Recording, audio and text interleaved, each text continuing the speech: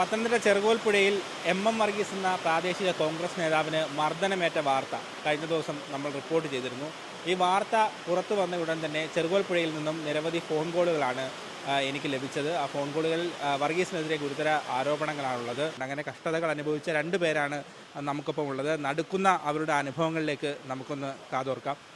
ചേട്ടാ, മലേഷ്യയിലേക്ക് പോയി അവിടെ എന്തൊക്കെയാണ് അനുഭവിക്കേണ്ടി വന്നത്? അനുഭവിക്കേണ്ടി വന്നതെന്ന് പറഞ്ഞാൽ നല്ല ക്രൂരമർദ്ദനം ഞാൻ അനുഭവിച്ചു. അനുഭവിച്ചതെന്ന് പറഞ്ഞാൽ എനിക്ക് കുറച്ചറിയിക്കാൻ പറ്റത്തില്ല. പറയുമ്പോൾ എൻ്റെ ഗണ്ണം അതുപോലെ എൻ്റെ ഇവിടെ എല്ലാം കാണുന്ന എല്ലാ പാടുകളും എന്നെ ഉപദ്രവിച്ച പാടാണ്. എന്നെ ഇട്ട് ചവിട്ടി കൂട്ടുമായിരുന്നു എനിക്കിട്ട്. ആ എനിക്ക് കാലിന് സാധനക്കുറവൊക്കെ അതുകൊണ്ടാണ്.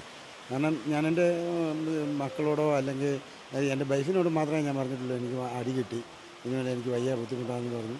അന്നേരം അവൾ പറഞ്ഞ് എങ്ങനെയും കേൾക്കുകയാണല്ലോ, ജോസിനെ വിളിച്ച് വർഗീസിനെ വിളിച്ചു, എല്ലാം വിളിച്ചത് കയറ്റിവിടാമെന്നൊക്കെ പറഞ്ഞു. പക്ഷേ എനിക്ക് ആരാ മർദ്ദിച്ചത് ഹോട്ടൽ ഉടമസ്ഥ ഒരു ശ്രീലങ്കക്കാരൻ.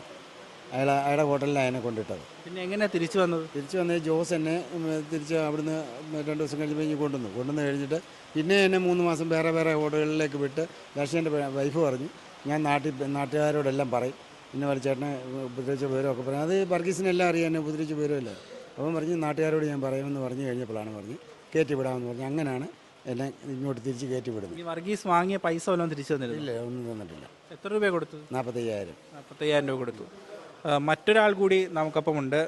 മലേഷ്യയിൽ തന്നെ പോയി കൊടിയ പീഡനങ്ങൾ ഏറ്റുവാങ്ങേണ്ടി വന്ന ആളാണ്. എന്തായിരുന്നു അവിടെ ചെന്നപ്പോൾ അനുഭവം?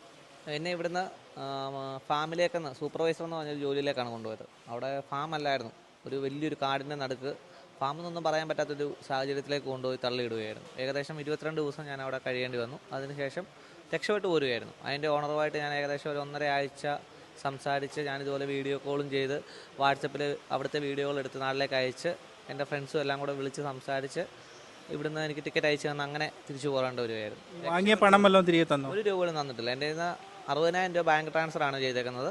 ബാക്കി 40,000 രൂപ ക്യാഷ് വാങ്ങിക്കുമായിരുന്നു. ക്യാഷ് വാങ്ങിച്ച് എനിക്ക് അവിടുത്തെ മലേഷ്യൻ ക്യാഷ് ആക്കി തന്നു. അത് അവിടെ ചെന്നപ്പോൾ അദ്ദേഹത്തിൻ്റെ ജ്യേഷ്ഠൻ എൻ്റെ ആ ക്യാഷ് വാങ്ങിച്ചതിന് ശേഷമാണ് കൊണ്ടുവിടുന്നത്. ഇതുപോലെ ഇവർക്ക് സമാനമായ രീതിയിൽ തന്നെ നിരവധി ആളുകളാണ് വർഗീസിൻ്റെയും സഹോദരൻ ജോസിൻ്റെയും തട്ടിപ്പിന് ഇരയായിട്ടുള്ളത്. ഇപ്പോഴും മലേഷ്യയിൽ കുടുങ്ങിക്കിടക്കുന്ന ആളുകളുണ്ട് എന്നാണ് അറിയാൻ കഴിയുന്നത്.